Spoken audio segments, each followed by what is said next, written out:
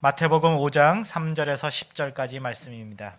심령이 가난한 자는 복이 있나니 천국이 그들의 것이며 애통하는 자는 복이 있나니 그들이 위로를 받을 것이며 온유한 자는 복이 있나니 그들이 땅을 기업으로 받을 것이며 의에 줄이고 목마른 자는 복이 있나니 그들이 배부를 것이며 긍휼히 여기는 자는 복이 있나니 그들이 긍휼히 여김을 받을 것이며 마음이 청결한 자는 복이 있나니 그들이 하나님을 볼 것이며 화평케 하는 자는 그들이 하나님의 아들이라 일컬음을 받을 것이며 의를 위하여 복이 있나니 천국이 그들의 것임이라. 아멘. 영원한 복이라는 제목으로 홍순호 목사님 나오셔서 말씀 증거해 주시겠습니다. 제가 아는 제자들 가운데 초등학교 교사들이 있어요.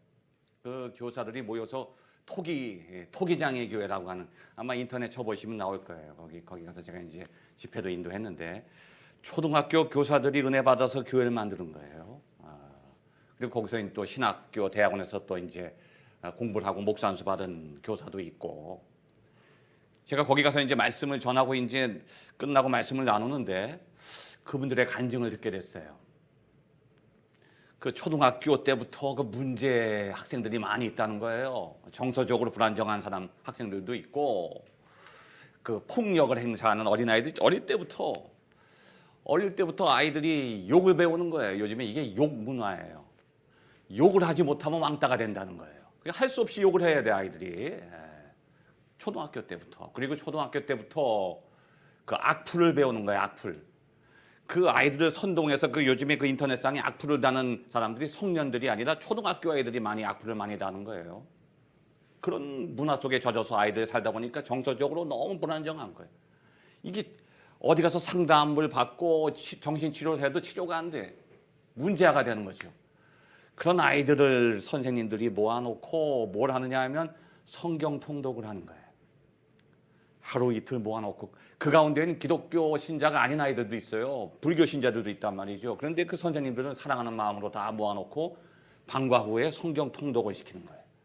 하루 이틀, 사흘, 나흘, 한 달, 두 달 되면서 아이들이 변하는 거예요.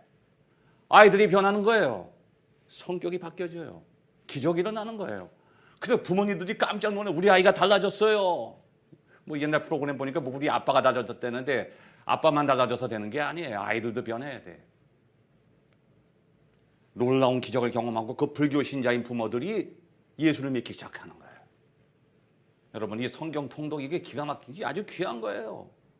나도 모르는 사이에 말씀을 묵상하고 읽으면서요, 내 생각이 바뀌고 삶이 변화되는 그런 기적을 여러분이 경험하게 될 줄로 믿습니다. 그래서 오늘 제가 많이 은혜 받아서 이제 설교를 뭐 그렇게 안 해도 될 것 같은 느낌인데 섰으니까 해야 되잖아요. 해야지. 아침에 저기서 우리 교육관인가요? 거기가 우리 센터에서 빵을 먹는데 빵이 맛있더라고요. 거기 좋은 아침 빵이 맛있는데, 그러지 않아도 좋은 아침인데 빵을 먹게 되니까 아침이 더 좋아졌어. 그러니까 그 빵집 이름이 참 잘 지은 거예요. 이게 좋은 아침을 만들어내는 거예요. 에? 슬픈 사람들도 그 빵을 먹으면 기쁨이 충만하게 돼. 이게 맛있잖아요, 빵이.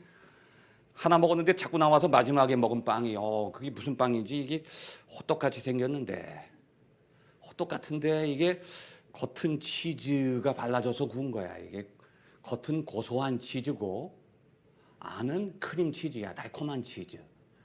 치즈와 치즈가 만나면 느끼한 게 아니라 그 고소함과 달콤함이 또 오묘하게 조화를 이뤄서 신비스러운 아주 기쁨이 충만했어요. 내가 오늘 아주 좋은 아침을. 그런데 그 빵을 하필이면 5명이 앉았는데 오늘 전 목사님이 갑자기 나타났어. 그래서 내가 2개 먹어야 되는데 5명이 하나씩밖에 못 먹는 거예요. 이게 5명이 모였는데 이게 5등분이란 말이에요. 근데 너무 맛있으니까 내가 1개를 더 먹게 되는 거야. 그러니까 이게 누구 때문에, 나 때문에 못 먹는 분이 거기 있었을 거야. 그래서 나에게는 좋은 아침인데 그분에게는 안 좋은 아침이 될 수도 있단 말이에요. 이게 굉장히 중요한 거예요. 이게 이 경제적인 용어로 이것을 external effect라고 하는데, 사람이 살다 보면 혼자 사는 게 아니거든. 태초부터 하나님은 인간을 같이 살게 만든 거야. 더불어 살아야지. 인간만 살아도 안 돼. 이게 공생의 질서예요. 창조 질서와 함께 살아야 돼. 인간만 행복해서는 안 되거든요. 근데 지금 이 세상 보면 하나님이 만들어주신 그 공생의 질서가 깨져버린 거야. 남자와 여자와 인간과 인간이 더불어 행복해야 되고, 인간만 행복해도 안 되고, 인간과 이 자연 질서가 함께 행복해야 돼. 근데 언제부턴가 인간은 행복한데, 자기는 행복한데 나 때문에 다른 사람이 불행할 수가 있어요. 영향을 주게 돼 있거든요. 근데 인간은 행복한데 또 자연은 병들어가. 이 환경이 오염됐는데 결코 이거 좋은 게 아니에요. 그 효과가 나에게 돌아오게 돼 있어. 부메랑처럼 던지면 나한테 오는데 인간이 아직도 그걸 깨닫지 못하는 거죠.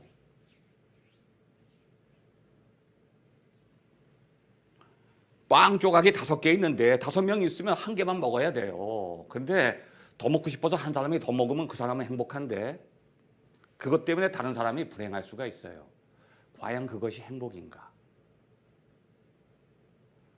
그래서 그 경제학자들이 연구한 게 뭐냐 하면, 내가 나의 욕심을 너무 채우지 말자.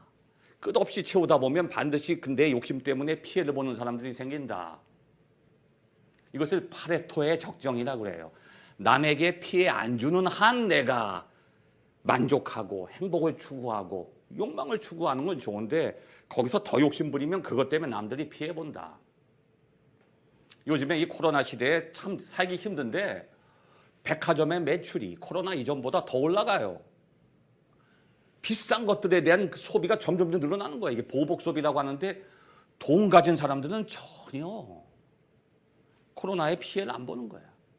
억울한 사람들, 가난한 사람들, 이분들은 지금 너무나 힘든 거예요. 이게 중소 상인들과 자영업자들과 시장의 상인들, 프리랜서들, 이게 점점 양극화되는 거야. 근데 지난주에 보니까 그분들 중에 어떤 분들이 하는 얘기를 들어보니까 깜짝 놀랐어요. 이러한 상황이 더 오래됐으면 좋겠대. 코로나가 더 오래됐으면 좋겠다는 거예요. 자기가 돈 쓰는 맛이 난데 부자들이 더 부자가 드러나니까 더 행복한 거야. 가난하고 못 사는 사람들이 넘어지고 하는 것들이 자기들이 부자라고 하는 걸 더 드러내니까 이런 상태가 더 계속됐으면 좋겠다는 거죠. 여러분, 이건 결코 행복한 게 아니에요. 나의 행복이 다른 사람의 불행을 초래한다면 그건 행복한 게 아니에요. 우리는 잘못된 생각을 갖고 있는 거예요. 여러분이 원하시는 행복은 무엇일까요? 여러분은 어떤 복을 추구하고 계십니까?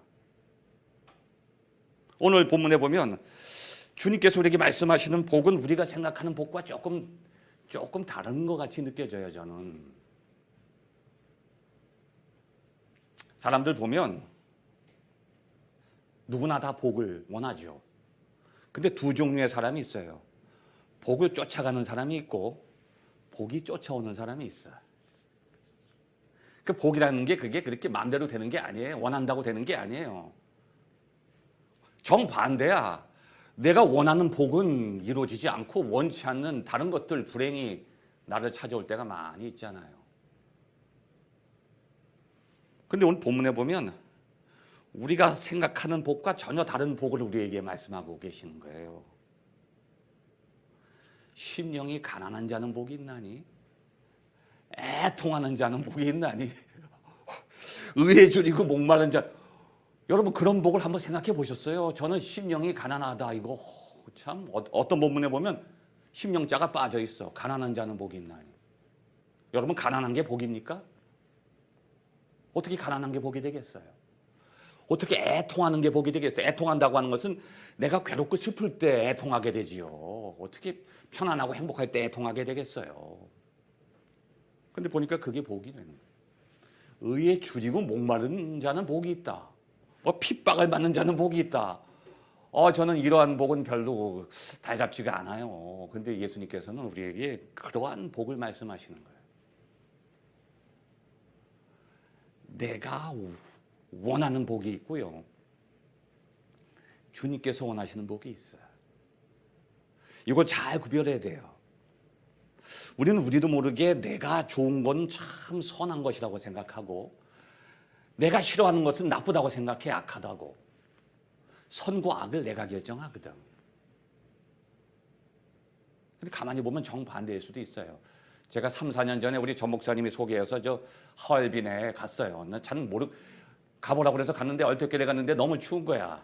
속내복을 준비를 덜 하고 갔어요. 그래서 아주 가서 그냥 동태가 돼가지고 왔는데 다음부터 갈 땐 조심해야 돼. 그러니까 코털이 얼어붙더라고. 영하 막 29도 30도 되니까 숨을 들이마시니까 코털이 지직하고 얼어붙어요. 저 그런 경험을 처음 했어요. 거기 갔더니 지하교회 목사님들이 모였는데 그분들이 나한테 그런 질문을 던지더라고요. 한국서는 참 편안하게 예수 믿는데 우리는 이렇게 예수 믿기도 힘들고 모여서 예배 드리는 것도 참 감시를 당해야 되고 너무 힘들어요. 왜 하나님은 우리 한국 크리스찬들에게는 큰 은혜를 주시고 우리에게는 작은 은혜를 주셨습니까? 그런 얘기를 저한테 그때 어느 분이 하셨어요. 근데 제가 그 말씀을 듣고 대답하는 기억이 나요. 그렇지 않습니다, 목사님. 하나님의 은혜는 공평합니다. 공평합니다. 현슈 공빙다. 여기 중국말로 하나님은 공평하십니다. 그때 제가 한 마디밖에 못했어요. 다른 중국어는 알아듣지도 못하고 말도 못하지만 그거 제가 연습해가지고 제 제자 가운데 저기 중국 동포들이 있어서 그걸 배워서 하나님은 공평하십니다. 이 땅 위에는 높고 낮은 것이 구분이 되잖아요. 근데 물 속으로 들어가면요 차이가 없어. 그래서 하나님의 은혜는 물과 같다고 하는 게 물 속으로 들어가면 이게 낮은 것은 물이 채워줘. 높은 것은 물이 덜 채워줘도 돼. 높기 때문에 물이 얕아요. 이게 하나님의 은혜예요. 부족한 사람은 부족한 만큼 하나님이 채워주신단 말이에요. 높은 사람은 교만한 사람은 그만큼 하나님이 안 채워주셔도 돼. 그래서 공평한 거예요. 여러분 복이라고 하는 것을 한번 하나님의 관점에서 한번 우리가 다시 한번 살펴보아야 될 것 같아요. 하루는 하나님이 아브라함을 불러다가 하시는 말씀이 내가 너한테 복을 많이 줄게. 그렇게 말씀하신 게 아니라 너는 복이 되리라. 놀라운 말씀이에요. 네가 복이 된다는 거야. 너는 더 이상 복을 받으려고 쫓아다니는 삶을 살지 않아도 돼. 이제 너에게서 복이 넘쳐난다는 거야. 여러분, 내가 복을 받았는데 나 때문에 다른 사람이 불행한 복은 복이 아니야. 잠깐 있다 사라지는 복도 복이 아니야. 그럼 평생 복을 쫓아다녀야 돼. 끝이 없어요, 복을 쫓아다니다 보면. 근데 내가 복이 되면은 더 이상 복을 구하지 않아도 돼. 복이 여기서 넘쳐나. 근데 나만 못 받는 게 아니라 나 때문에 다른 사람이 복을 받아. 나 때문에 다른 사람이 복을 받아. 이것이 진정한 복이라고 하는 것을 성서는 우리에게 말씀하고 계시는 거죠. 여러분 복이 되시기 바랍니다. 그 성경의 요한복음 보면 미세스 우라는 사람이 나와요. 미세스 우가 누굴까요? 우물가 여인이지. 우물가 여인의 이야기.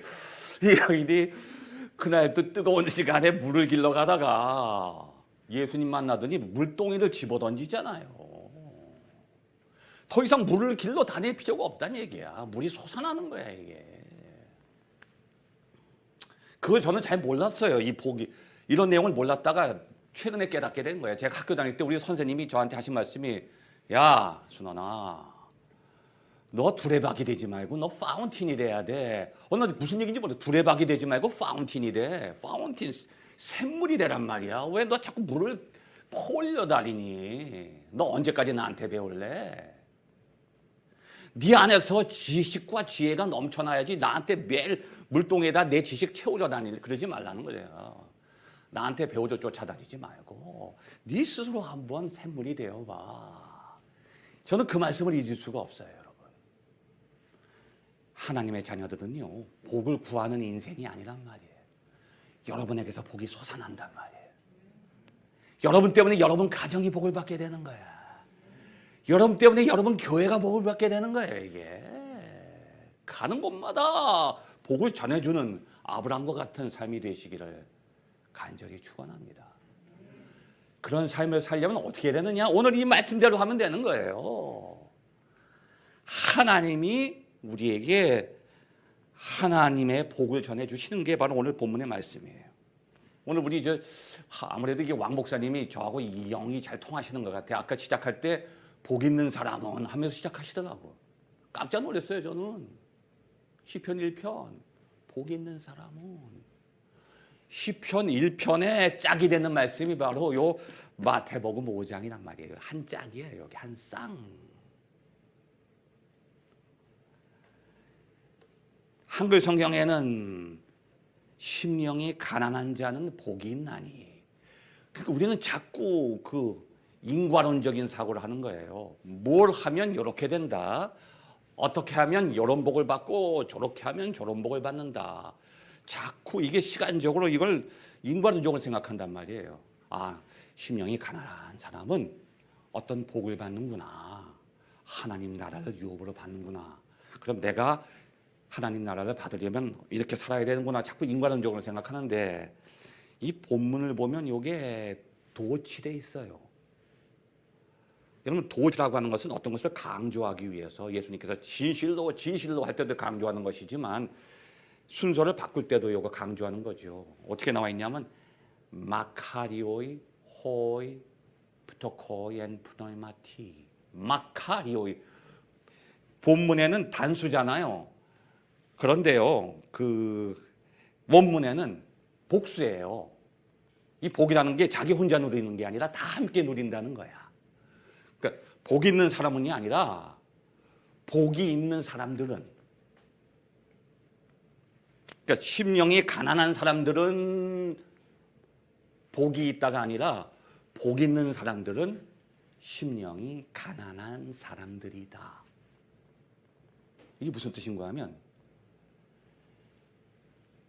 복을 받은 사람들은 심령이 가난하단 말이에요. 이미 복을 누리는 사람들, 복을 막 복이 넘쳐나는 사람들은 심령이 가난하게 산단 말이에요. 더 들어가면 뭐냐면 심령이 가난한 것이 복이란 말이에요. 심령이 가난한 게 복이라는 거예요. 심령이 가난하면 어떤 복을 주겠다 그게 아니라 하나님 나라에서 사는 사람들, 죽어서 하나님 나라가 아니라 지금 살아서 하나님 나라에서 하나님 나라를 경험하는 사람들은요, 전 여러분에게 분명히 말씀드립니다. 하나님 나라는 내가 숨이 끊어져서 죽은 다음에만 들어가는 곳이 아니라고 하는 거예요. 주님께서 우리에게 말씀해 주신 거예요. 하나님 나라는 살아서도 경험하고 죽어서도 경험하고 영원히 경험한다고 하는 것이죠.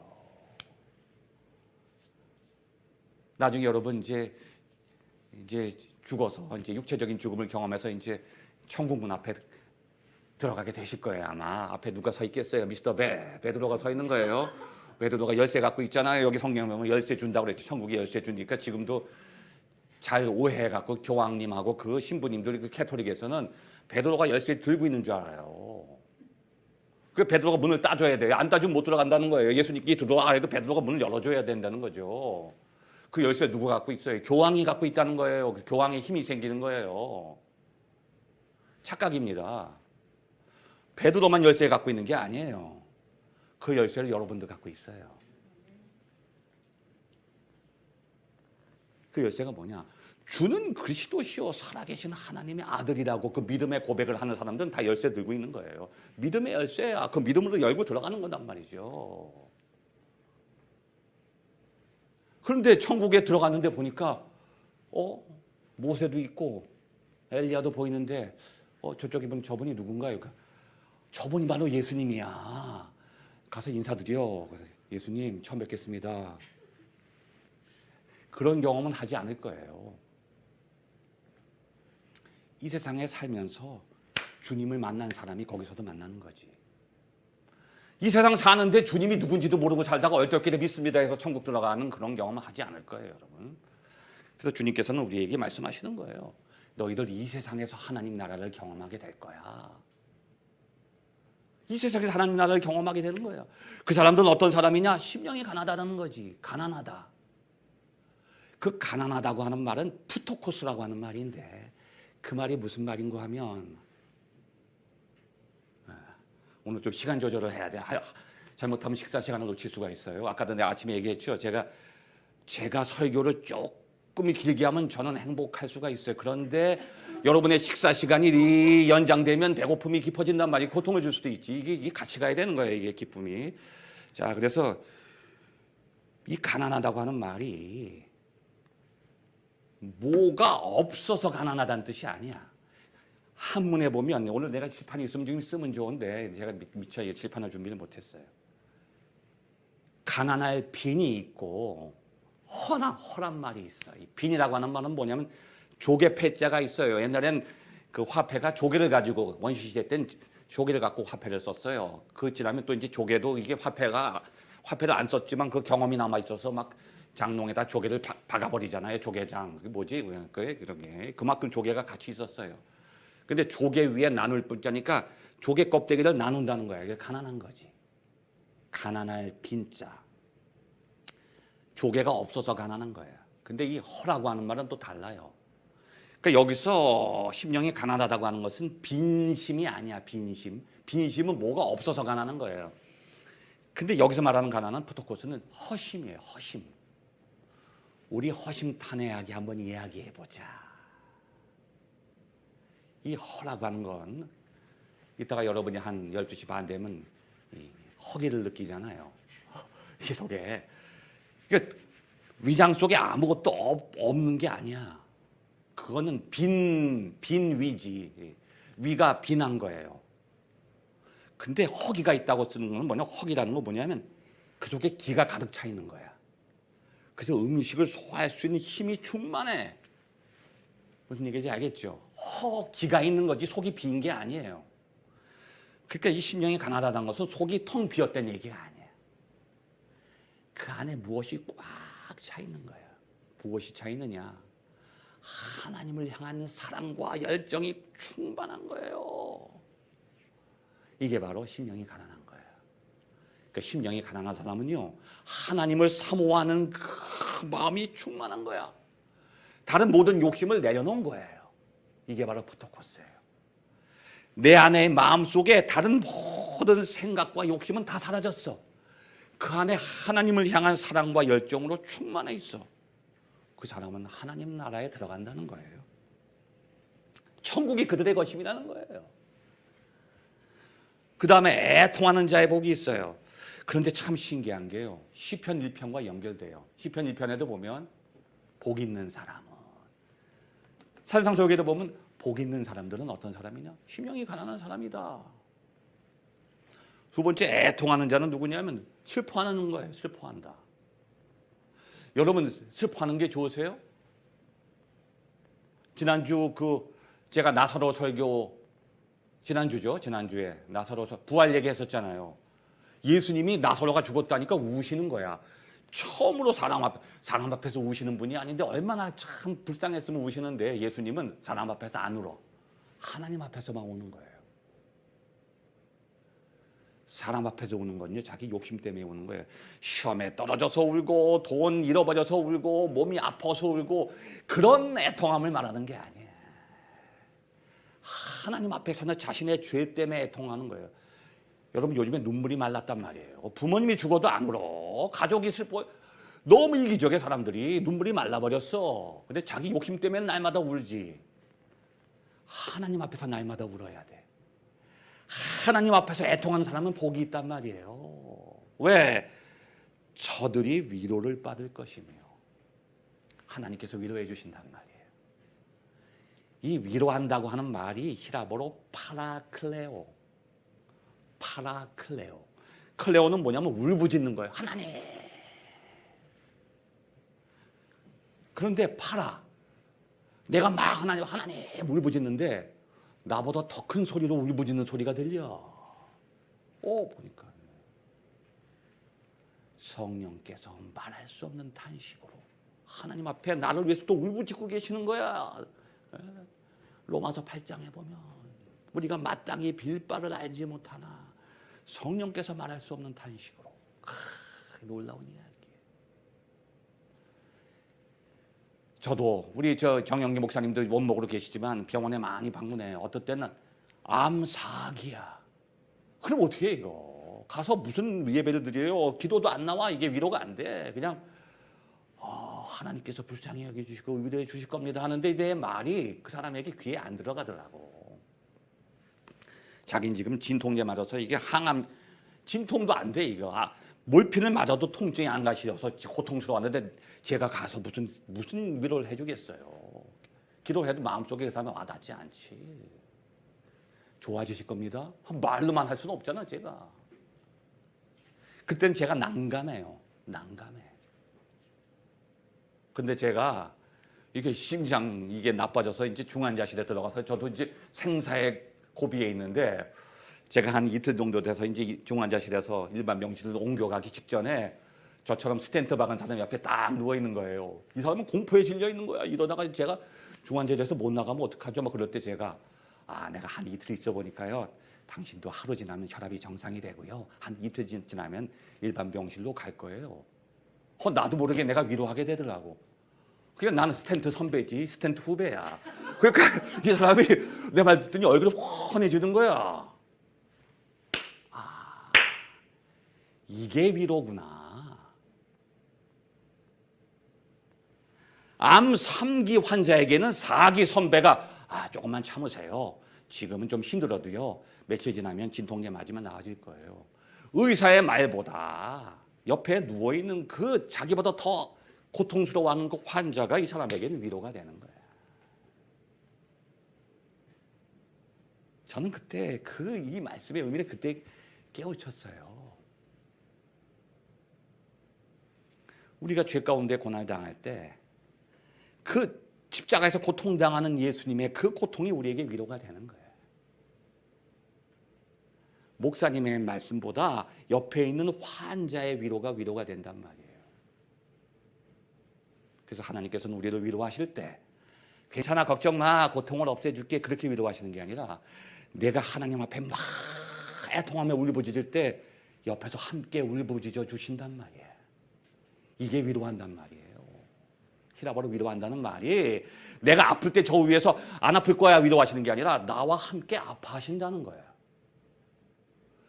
그래서 그 파라클레오라고 하는 그 히라보 동사를 명사형으로 바꾸면 어떻게 되느냐? 파라클레이토스. 파라클레이토스가 뭐냐? 바로 보혜사예요. 보혜사. 기가 막힌 얘기야. 내가 너희를 떠난다고 너무 슬퍼하지 마라. 왜 그렇게 울고 있느냐? 내가 너희를 떠나는 게 아니야. 너희를 위해서 가서 너희가 영원히 있을 그 영원한 처소를 내가 예비하러 가야 돼. 내가 가야 돼. 걱정하지 마. 내가 간다고 슬퍼하지 마.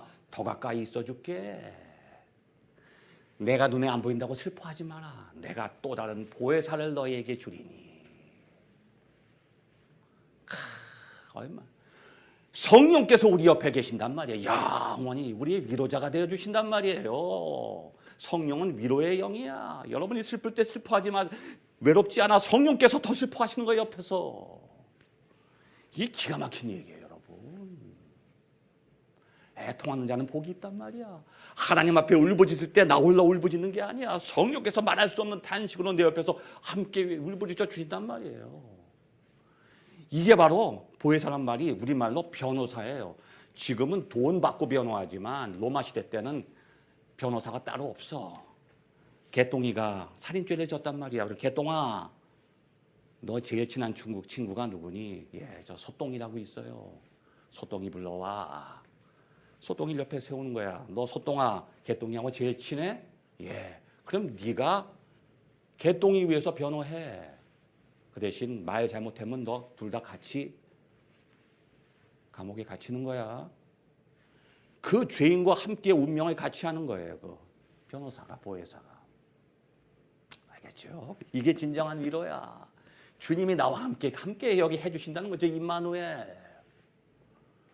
이거보다 더 큰 축복이 어디 있습니까, 여러분? 그들이 위로를 받을 것이며. 그래서 여러분, 애통하는 게 복이에요. 하나님 앞에서 눈물이 마른 게 복이 아니야. 하나님 앞에서 울부짖는 그 심령을 하나님께서 불쌍히 여기시고 위로해 주신단 말이에요. 6절에 보면 의에 줄이고 목마른 자는 복이 있나니.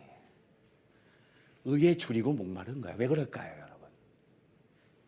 불의한 현실을 경험하는 거야. 이 현실이 세상 왜 이렇습니까? 세상 요즘에 그 누구예요, 저기 훈아 형이 부르는 노래 있잖아요. 테스 형한테 물어서 되는 게 아니에요. 답이 없어요. 테스 형도 답이 몰라. 자기는 모르는데. 테스 형 세상이 왜 이래? 한탄하는 거예요. 세상이 불의한 거야. 그 불의한 현실을 느끼고 있는 거예요. 왜? 내가 의로운 거야. 내가 그 불의한 현실과 짝하지 않는 거예요. 하나님, 이 불의한 현실 속에서 내가 어떻게 살아야 됩니까? 그들이 배부를 것이니요. 배고픈 사람이 배부르게 되는 게 아니야. 의에 굶주린 사람이 의로 충만케 되는 거예요. 하나님의 의를 경험한다는 얘기예요.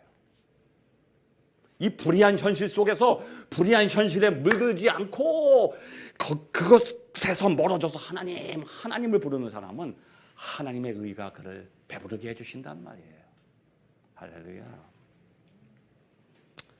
제가 아직 이게 혀가 부족하고 인간적인 지식이 부족해서 이 하나님의 말씀을 여러분께 전하지 못하는 저의 부족함을 여러분 하나님께서 용서해 주시기를 바라요. 이 설명을 더 잘 제가 쉽게 설명을 해야 되는데, 긍휼히 여기는 자는 복이 있나니 7절에 그들이 긍휼히 여김을 받을 것이며. 여러분 주위에 누가 긍휼히 보입니까? 제가 금요일 날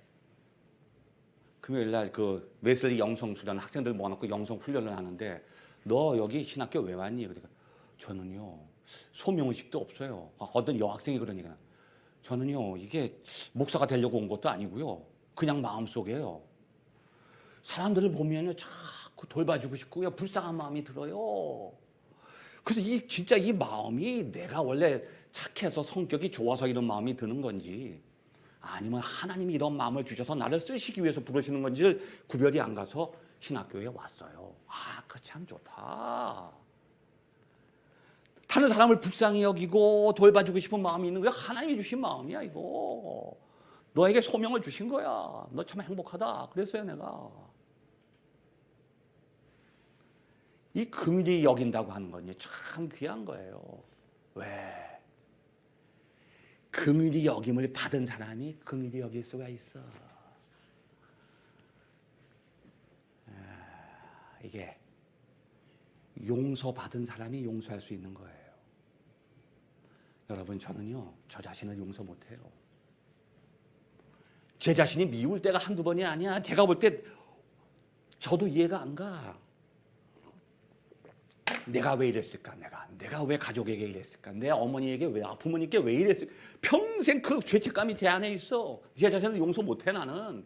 이름만 목사지요. 여러분 여기 제가 여러분보다 잘나서 서 있는 게 아니에요. 여러분이 지은 죄를 다 여기 계신 분이 합한 것보다 제 죄가 더 커. 나 용서 못하겠어요. 근데 어느 날 주님께서 너 교만하지 마. 내 피가 네 죄를 용서 못할 것 같아? 나는 네 죄뿐이 아니라 세상의 모든 죄를 다 속량했어 내 피로. 너 교만하지 마. 그래서 주님께서 우리에게 기도를 가르쳐 주시는 거야. 우리가 우리에게 죄 지은 자를 용서해 준 것처럼 우리 죄를 용서해 주옵시고. 기도해야 된단 말이야 이게. 그리고 주님께서 너 용서한 거 보니까 나도 용서해 줄게. 아니 주님께서 우리가 하는 걸 보고서 갚으시는 분인가? 아니야. 이것도 도치된 거예요. 주님 오늘도 우리의 죄를 용서해 주셔서 우리로 하여금 그 용서의 은총과 사랑을 깨닫게 해주세요.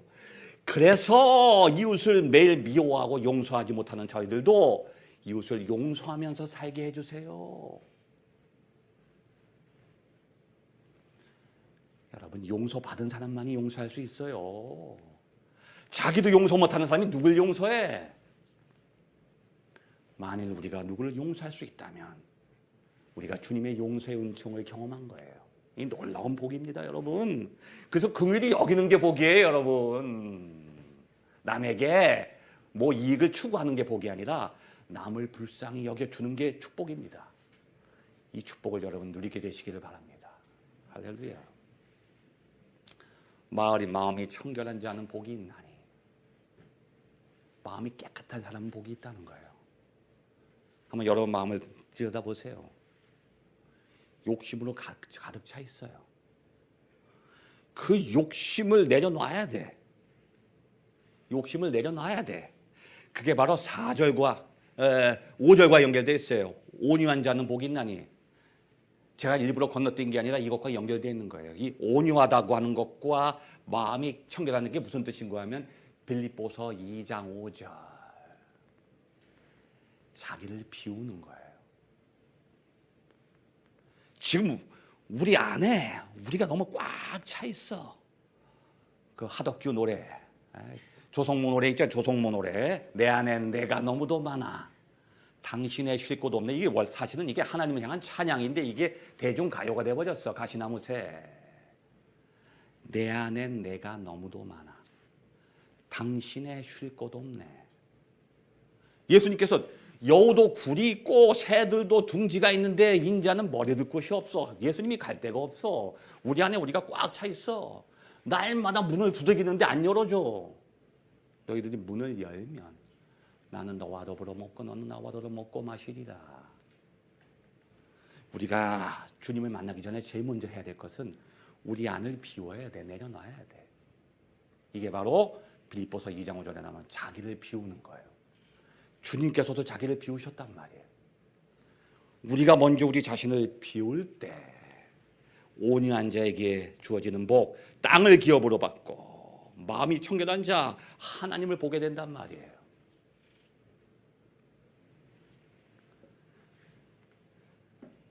구절의 말씀 보면 화평케 하는 자는 복이 있나니. 화평이라고 하는 게 뭐냐 하면 평화, 샬롬이죠. 샬롬. 샬롬은 뭐냐? 하나님의 역사야. 모든 깨어진 관계를 회복시키시는 거예요. 하나님은. 하나님과 인간의 관계를 회복시키시고 인간과 인간의 관계, 인간과 세상의 관계를 회복시키시는 역사인데 그 사역에 동참하는 거예요. 여러분이 가는 곳에 평화가 임하는 거야. 깨어진 관계를 회복시키는 거야. 근데 어떤 사람은 가서 관계를 깨는 사람들이 있어. 나타나가지고 이건 또 하나님의 영광을 가리는 거예요. 나만 가면 관계가 깨져.